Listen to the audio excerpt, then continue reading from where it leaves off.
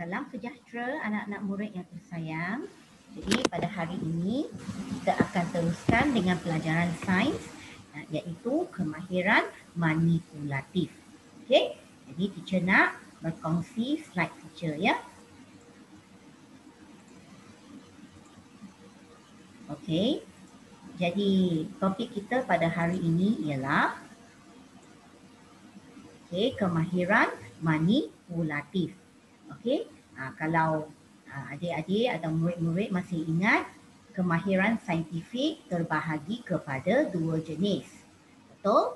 Iaitu kemahiran proses sains di mana kita dah mengulas tentang 6 jenis kemahiran proses sains pada minggu-minggu sudah, iaitu yang pertama memerhati, mengelas, mengukur dan menggunakan nombor, membuat inference, meramal dan berkomunikasi.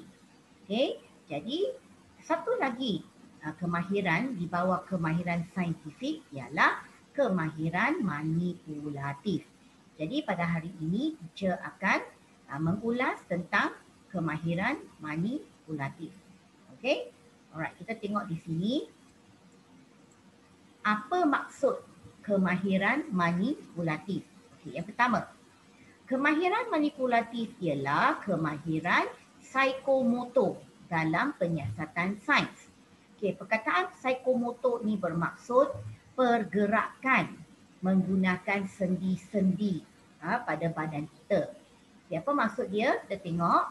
Okey, kemahiran manipulatif termasuk satu, menggunakan dan mengendalikan peralatan, bahan sains dan spesimen.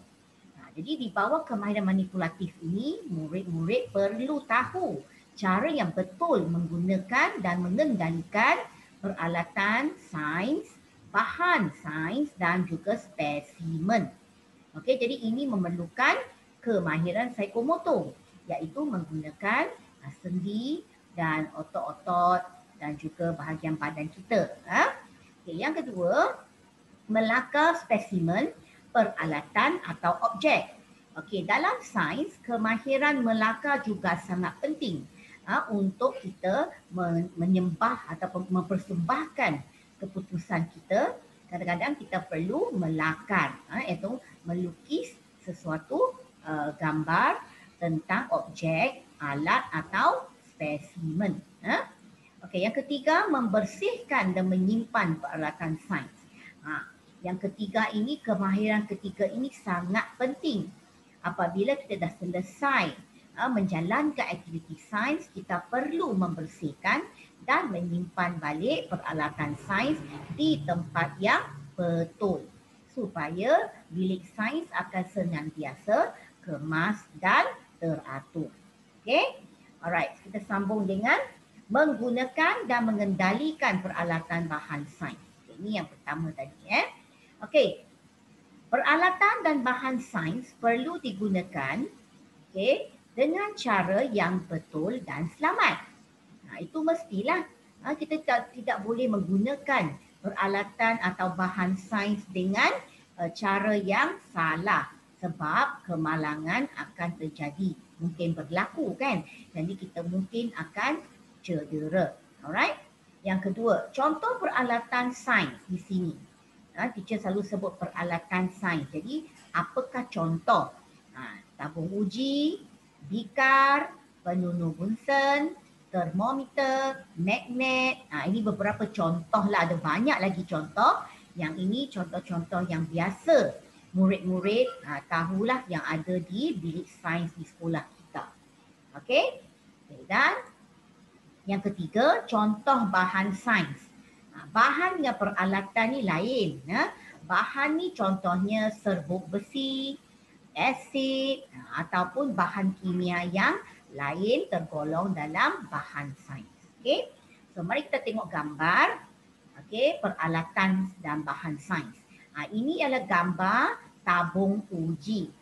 Okey, yang diletakkan pada rak tabung uji. Yang ini kita panggil yang besi berwarna kelabu ini dipanggil sebagai rak tabung uji. Okey. Yang kedua, gambar kedua ini menunjukkan gambar bikar. Okey, ini bikar yang dibuat daripada kaca. Alat ini biasanya kita gunakan untuk mengukur isi padu bahan air, cecair. Alright. Yang ketiga, ini namanya penunu bunsen. Okay, penunu bunsen yang biasa digunakan di bilik sains sekolah kita. Okay, penunu bunsen ni datang dengan tong gas dia sendiri.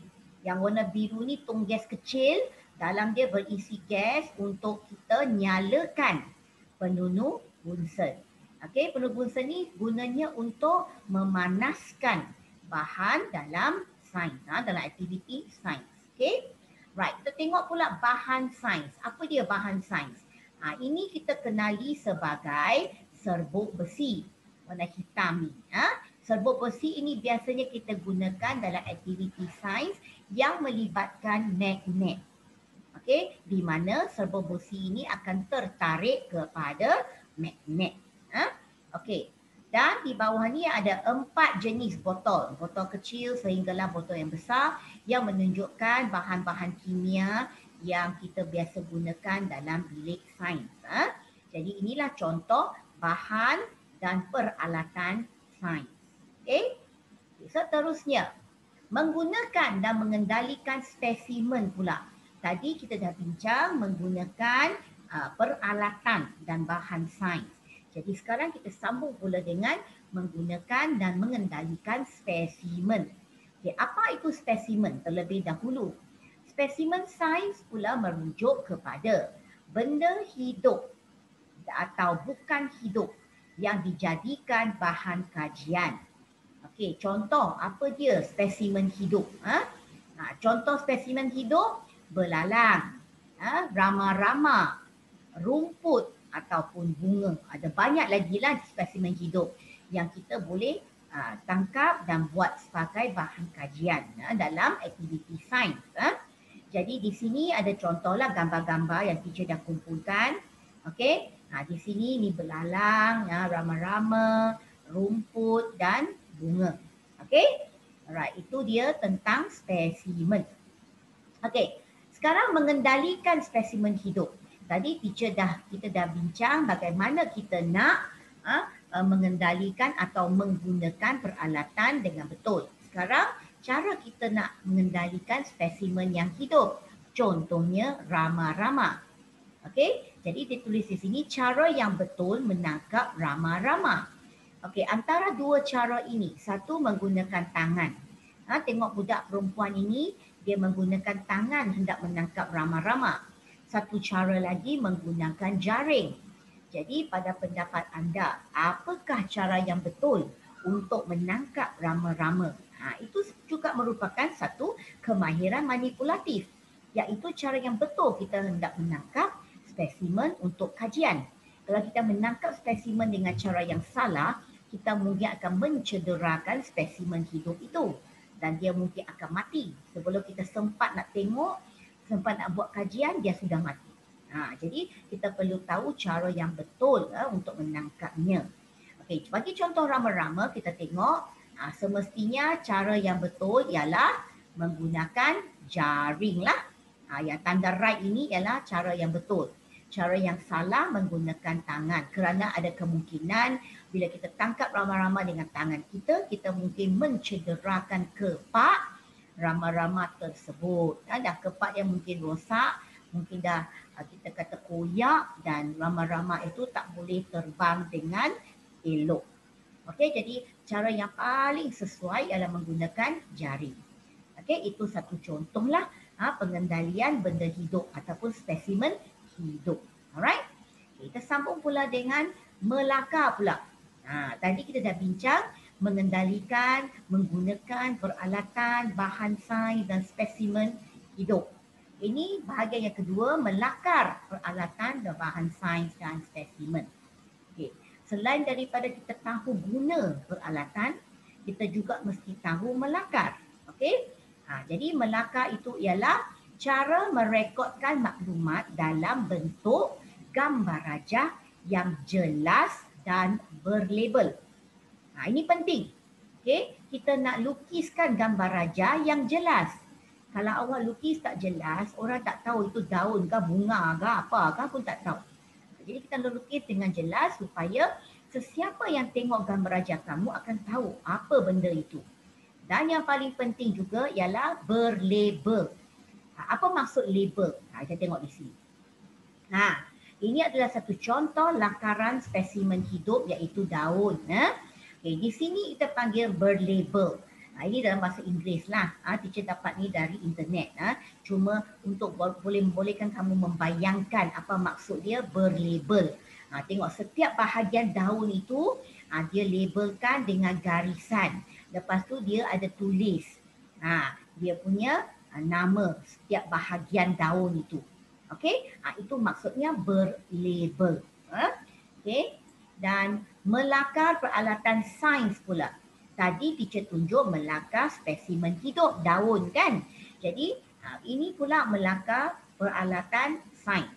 Kalau kamu rujuk buku teks kamu ada muka surat yang menunjukkan cara melakar dua jenis peralatan sains iaitu bikar dan juga tabung uji. Okey, ini contoh kita melakar bikar, ini contoh lakaran tabung uji. Okey, jadi awak bolehlah tengok dalam buku teks awak Okey. Kemudian membersihkan dan menyimpan peralatan sains. Okey, apa dia? Pertama, kita perlu membersihkan, mengeringkan dan menyimpan peralatan sains dengan betul selepas digunakan dalam uji kaji sains. Itu memang perlu supaya setiap kali kita habiskan uji kaji, bilik sains akan kekal dalam keadaan yang bersih dan teratur. Kalau setiap murid enggan melakukan tanggungjawab mengemas, mencuci, menyimpan balik semua peralatan, semestinya bilik sains akan menjadi kotor dan tidak teratur. Jadi kita tengok di sini, ini kita dapatkan dari buku teks awak lah. Yang pertama membersihkan. Ada caranya. Cara yang betul kita membersihkan peralatan. Yang kedua mengeringkan. Lepas dah cuci, dah basah, kita keringkan. Ini tabung uji. Kita keringkan dia di atas rak tabung uji. Benda berkayu ni warna coklat ni kita panggil rak tabung uji. Jadi kita keringkan tabung uji dalam rak tabung uji untuk membolehkannya selama beberapa hari lah ataupun sehari pun boleh untuk membolehkan tabung uji ini kering. Lepas dah kering, kita akan menyimpan semula di tempat yang asal. Okay, di sini awak tengok dalam almari ini ada label bika 500 ml, bika 200 ml.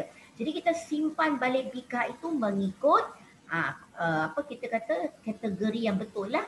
Dengan kita simpan sambil lewat, simpan maksudnya simpan cincai, letak merata, tak boleh. Kita mesti simpan di tempat yang betul. Okey. Jadi 3 langkah ini tergolong dalam membersihkan dan menyimpan peralatan sains. Okey. Alright. Seterusnya, ini gambar je nak tunjuk cara mencuci tabung uji. Di sini dia menggunakan berus yang khas, berus yang kecil untuk masuk ke dalam bahagian tabung uji dan mencuci tabung uji tersebut dengan bersih. Dan di sini awak boleh nampak juga ada digunakan sabun untuk mencuci. Okay. Ini pula satu lagi jenis rak mengeringkan alat radas. Dah buat dah eksperimen semua, mereka akan keringkan pada batang-batang kayu ini. Mereka akan letak macam ni supaya semua alat radas tu dapat kering dengan sempurna sebelum disimpan. Dan gambar seterusnya ini ialah almari menyimpan bahan kimia.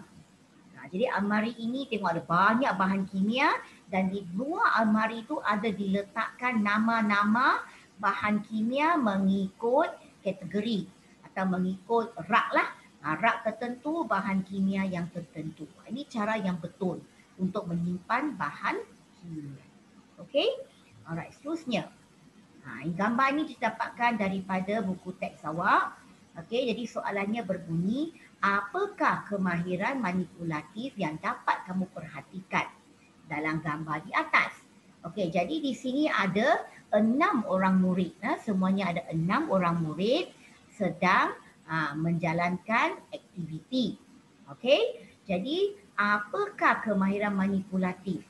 Yang pertama, kita tengok di sini. Yang pertama, bulatan merah ini. Kita nampak budak ini sedang mencuci peralatan sains. Okey? Yang kedua, kita tengok budak ini. Dia sedang mengembalikan atau menyimpan peralatan sains. Di sini nampaknya dia pegang bika. Dia hendak mengembalikan bika itu ke tempat asalnya. Ataupun menyimpan bika itu ke tempat asalnya. Okey, kemahiran yang ditunjukkan yang ketiga ialah di sini.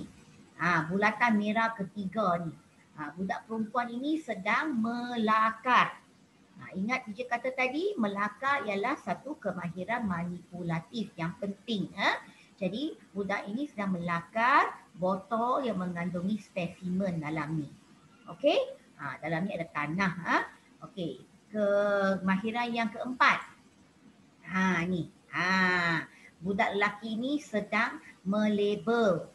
Melabel tu maksudnya letak nama lah ke atas botol yang dia tengok itu. Jadi kemahiran melabel itu termasuklah dalam kemahiran manipulatif. Okey, jadi gambar ini semuanya ada 4 kemahiran lah yang ditunjukkan. Alright? Okey, itu contoh. Alright, sekarang teacher nak kamu tengok buku aktiviti sains. Siap ada gambar lagi tunjuk. Muka surat 13. Okey, muka surat 13. Kamu dapat nampak ada soalan ini. Okey, dia kata, tandakan right bagi lakaran bika yang betul pada ruang jawapan di bawah. Jadi ada 3 lakaran bika yang berbeza. Kita perlu cari mana satu lakaran bika yang betul. Jadi antara 3 ini, lakaran bika yang betul ialah yang di tengah-tengah. Yang bertanda right warna merah. Jadi awak tandakan right menggunakan pensel lah. Jangan ikut teacher guna warna merah. Awak gunakan pensel. Okey? Jadi di sini pula dia kata nombor 2, lengkapkan lakaran peralatan sains berikut dalam ruang di bawah. Labelkan. Okey, jadi di sini dia dah buat untuk kamu tungku kaki 3. Dia dah lukis siap-siap dah di sini. Lepas tu dia ada penunjuk bunsen, dia tulis panaskan macam tu. Okey, dan dia ada segitiga tanah liat dia dah buat di sini. Yang tak ada apa?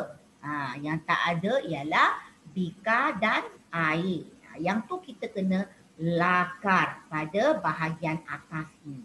Dan lepas dah lakar, kita kena label. Okey? Jadi, ini contoh dia. Ini teacher dah buat. Okey? Guna pembaris dan pensel. Jangan guna pen merah macam teacher. Okey? Jadi, awak gunakan pensel dan pembaris. Lukiskan gambar bika ini ataupun lakarkan gambar bika ni beserta dengan air. Lepas tu labelkan dengan garis lurus bika, air. Labelkan macam ni. Okey? Jadi ini awak perlu buat pada buku aktiviti sains lah. Buat bersama-sama dengan teacher lah. Teacher dah bagi jawapan. Awak bolehlah salin lah. Okey? Muka surat seterusnya. Muka surat 14. Buku aktiviti yang sama. Muka surat 14 nombor 1. Isikan tempat kosong dengan jawapan yang betul. Jawapan sudah diberi di bahagian atas. Bahagian atas ni. Okey. Baik, nombor 1. Bersihkan silinder penyukat dengan menggunakan apa? Jadi di sini dia letak jawapannya ialah apa? Sini gambar ni. Alat ini kita panggil berus. Berus dan tengok ni. Yang tengah mengalir ni apa? Dan air yang mengalir. Okey. Yang kedua, apa bika dan tabung uji yang apa sebelum disimpan? Jadi, yang pertama kita mesti keringkan. Tengok tempat ini. Teacher dah kata tadi, ini kita panggil sebagai rak tabung uji. Di mana kita boleh keringkan, terbalikkan tabung uji itu di atas rak tabung uji untuk dikeringkan. Okey, jadi keringkan bika dan tabung uji yang basah. Okey, sebelum disimpan. Kita tak boleh simpan basah-basah dalam almari. Nanti kalau basah-basah nanti almari itu akan berulat. Alright. Seterusnya. Apa bika dan piring pantry dalam kotak apa dan simpan di dalam almari? Jawapannya susun. Bila dah kering, kita susun balik bika dan piring pantry di dalam kotak berlabel. Tengok dia label, bika 250 ml, piring pantry. Jadi kita kena letakkan balik di tempat asal iaitu dalam kotak berlabel dan simpan di dalam almari. Okey, jadi itu jawapan untuk muka surat 14. Alright, maka itu sekianlah buat minggu ini pelajaran kita. Jadi seperti biasa tugasan anda ialah latihan dalam buku aktiviti sains. Tadi teacher dah buat muka surat 13 dan 14. Betul? Jadi tugasan anda selesaikan muka surat 10, 11 dan 12. Okey? Jadi teacher berharap semua murid dapat selesaikan dan hantar personal kepada teacher secepat mungkin. Okey, seperti biasa masa yang diberi ialah seminggu pada bermula dari hari ini.